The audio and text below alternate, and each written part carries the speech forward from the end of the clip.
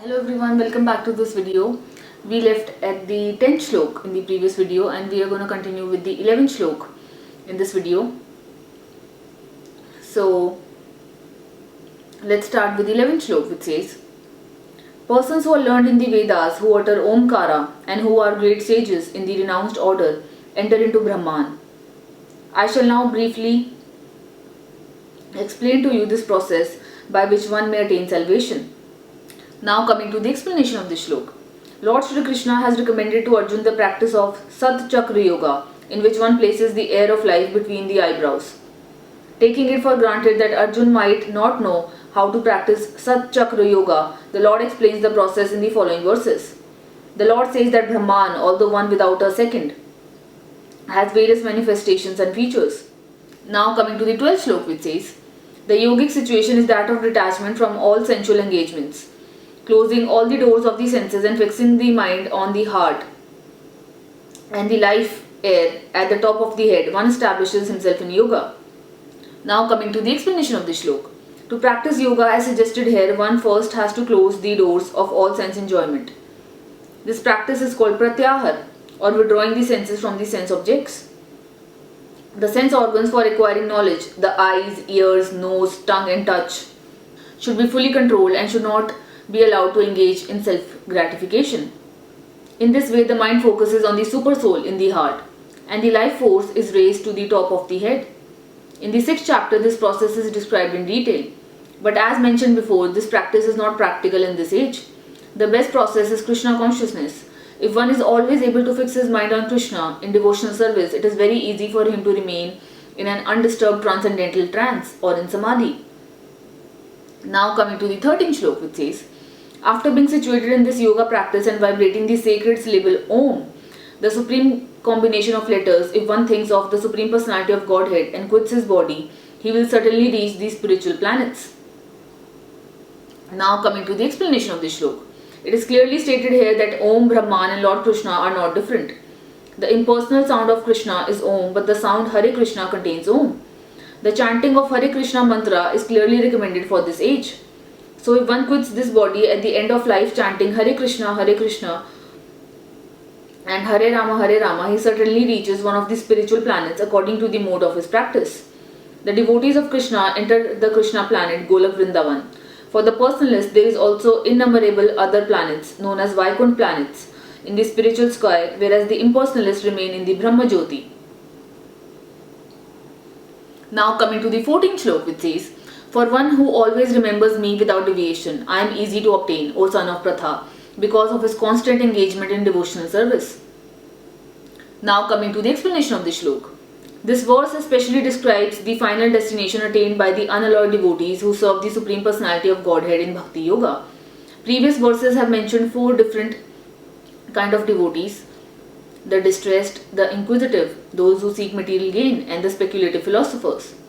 Different processes of liberation have also been described: Karma Yoga, Jnana Yoga and Hatha Yoga. The principles of these yoga systems have some bhakti added, but this verse particularly mentions pure bhakti yoga without any mixture of Jnana, Karma or Hatha. As indicated by the word Ananya Seta, in pure bhakti yoga the devotee desires nothing but Krishna. A pure devotee does not desire promotion to heavenly planets, nor does he seek oneness with the Brahma Jyoti or salvation or liberation from material entanglement. A pure devotee does not desire anything. In the Saitanya Karitamrata, the pure devotee is called Niskama, which means he has no desire for self-interest. Perfect peace belongs to him alone, not to them who strive for personal gain. Whereas a Jnana Yogi, Karma Yogi or Hatha Yogi has its own selfish interest, a perfect devotee has no desire other than to please the Supreme Personality of Godhead. Therefore the Lord says that for anyone who is unflinchingly devoted to him, he is easy to attain. A pure devotee always engages in devotional service to Krishna in one of his various personal features. Krishna has various plenary expansions and incarnations such as Ram and Narsim, and a devotee can choose to fix his mind in loving service to any of these transcendental forms of the Supreme Lord. Such a devotee meets with none of the problems that plague the practitioners of other yogas. Bhakti yoga is very simple and pure and easy to perform. One can begin simply by chanting Hare Krishna. The Lord is merciful to all. But as we have already explained, he is especially inclined towards those who always serve him without deviation. The Lord helps such devotees in various ways. As stated in the Vedas, one who is fully surrendered and engaged in the devotional service of the Supreme Lord can understand the Supreme Lord as he is. And as stated in the Bhagavad Gita, the Lord gives such a devotee sufficient intelligence so that ultimately the devotee can attain him in his spiritual kingdom. The special qualification of a pure devotee is that he is always thinking of Krishna without deviation and without considering the time or place. There should be no impediments. He should be able to carry out his service anywhere and at any time. As indicated by the words Satatam and Nityasa, which means always, regularly or every day, a pure devotee constantly remembers Krishna and meditates upon him. These are qualifications of a pure devotee for whom the Lord is most easily attainable. Bhakti Yoga is the system that the Gita recommends above all others. Generally, the Bhakti Yogis are engaged in 5 different ways. Engaged in devotional service in neutrality, engaged in devotional service as servant, engaged as a friend, engaged as a parent, engaged as a conjugal lover of the Supreme Lord. In any of these ways, the pure devotee is always constantly engaged in the transcendental loving service of the Supreme Lord and cannot forget the Supreme Lord. And so for him the Lord is easily attained. A pure devotee cannot forget the Supreme Lord for a moment, and similarly the Supreme Lord cannot forget his pure devotee for a moment. This is the great blessing of the Krishna conscious process of chanting the Maha Mantra Hare Krishna, Hare Rama. Now coming to the 15th slok, which says, after attaining me, the great souls who are yogis in devotion never return to this temporary world which is full of miseries because they have attained the highest perfection. Now coming to the explanation of this slok. Since this temporary material world is full of the miseries of birth, old age, disease and death, naturally he who achieves the highest perfection and attains the supreme planet Krishna Lok, Golak Vrindavan, does not wish to return. The supreme planet is described in Vedic literature as Avyakta and Aksara and Parmagati. In other words, that planet is beyond our material vision and it is inexplicable, but it is the higher goal, the destination for the Mahatmas, great souls. The Mahatmas receive transcendental messages from the realized devotees and thus gradually develop devotional service in Krishna consciousness and become so absorbed in transcendental service that they no longer desire elevation to any of the material planets, nor do they even want to be transferred to any spiritual planet.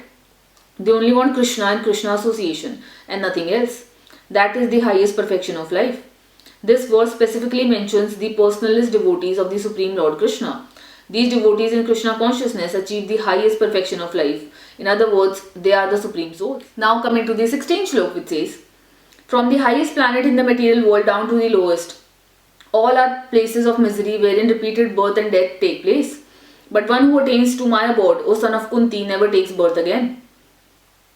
Now coming to the explanation of the slok. All kind of yogis, karma, gyan, hath, etc. eventually have to attain devotional perfection in bhakti yoga or Krishna consciousness before they can go to Krishna's transcendental abode and never return. Those who attain the highest material planets, the planets of the demigods, are again subjected to repeated birth and death. As persons on earth are elevated to higher planets, people on higher planets such as Brahmalok, Kandralok and Indralok fall down to earth. The practice of sacrifice called Panchkagni Vidya, recommended in the Chandralok Upanishad, enables one to achieve Brahmalok. But if on Brahmalok one does not cultivate Krishna consciousness, then he must return to earth. Those who progress in Krishna consciousness on the higher planets are gradually elevated to higher and higher planets, and at the same time of universal devastation are transferred to the eternal spiritual kingdom. Baladev Vidyabhusan, in his commentary on Bhagavad Gita, quotes this verse. When there is devastation of this material universe, Brahma and his devotees who are constantly engaged in Krishna consciousness are all transferred to the spiritual universe and to the specific spiritual planets according to their desires. Now coming to the 17th slok, which says, by human calculation 1,000 ages taken together form the duration of Brahma's one day, and such also is the duration of his night. Now coming to the explanation of the slok. The duration of the material universe is limited. It is manifested in cycle of kalpas. A kalpa is a day of Brahma, and one day of Brahma consists of 1,000 cycles of 4 yugs or ages: Sat, Treta, Dwapara and Kali. The cycle of Sat is characterized by virtue, wisdom, and religion, there being practically no ignorance and vice. In the Treta Yuga, vice is introduced. In the Dwapara Yuga, there is even greater decline in virtue and religion, vice increasing. And finally, in the Kali Yuga, the Yuga we have been experiencing over the past 5000 years, there is an abundance of strife, ignorance, irreligion, and vice, true virtue being practically non-existent. In Kali Yuga, vice increases to such a point that at the termination of the Yuga, the Supreme Lord himself appears as the Kalki avatar, vanquishes the demons, saves his devotees, and commences another Satyuga. In the causal ocean, there are innumerable Brahmas, rising and disappearing like bubbles in the Atlantic. Brahma and his creation are all part of the material universe, and therefore they are in constant flux. In the material universe, not even Brahma is free from the process of birth, old age, disease, and death. Brahma, however, is directly engaged in the service of the Supreme Lord in the management of this universe. Therefore, he at once attains liberation.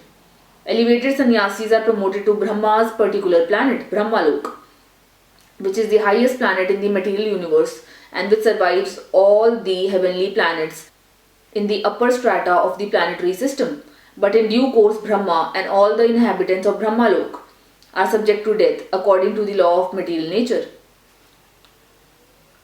Now coming to the 18th shloka, which says, at the beginning of Brahma's day, all living entities becomes manifest from the unmanifest state, and thereafter when the night falls, they are merged into the unmanifest again. Now coming to the 19th shloka, which says, again and again when Brahma's day arrives, all living entities come into being, and with the arrival of Brahma's night, they are helplessly annihilated. Now coming to the explanation of this shloka. The less intelligent who try to remain with this material world may be elevated to higher planets and then again must come down to this planet Earth. During the daytime of Brahma, they can exhibit their activities on higher and lower planets within this material world, but at the coming of Brahma's night, they are all annihilated. In the day, they receive various bodies for material activities, and at night, they no longer have bodies but remain compact in the body of Vishnu. Then again, they are manifest at the arrival of Brahma's day. During the day, they become manifest, and at the night, they are annihilated again. Ultimately, when Brahma's life is finished, they are all annihilated and remain unmanifest for millions and millions of years. And when Brahma is born again in another millennium, they are again manifest. In this way, they are captivated by the spell of the material world. But those intelligent persons who take to Krishna consciousness use the human life fully in the devotional service of the Lord, chanting Hare Krishna, Krishna Krishna, Hare Hare, and this entire shlok. Thus they transfer themselves even in this life to the spiritual planet of Krishna and become eternally blissful there, not being subject to such rebirths. Now coming to the 20th shlok, which says, yet there is another unmanifest nature which is eternal and is transcendental to this manifested and unmanifested matter. It is supreme and is never annihilated. When all in this world is annihilated, that part remains as it is. Krishna's superior spiritual energy is transcendental and eternal. It is beyond all the changes of material nature which is manifest and annihilated during the days and nights of Brahma. Krishna's superior energy is completely opposite in quality to material nature. So I'm going to end this video on the 20th shlok, and we are going to begin with the 21st shlok in the next video. We are going to complete the entire Attaining the Supreme chapter in the next video. My name is Disha, and I will see you all in the next video.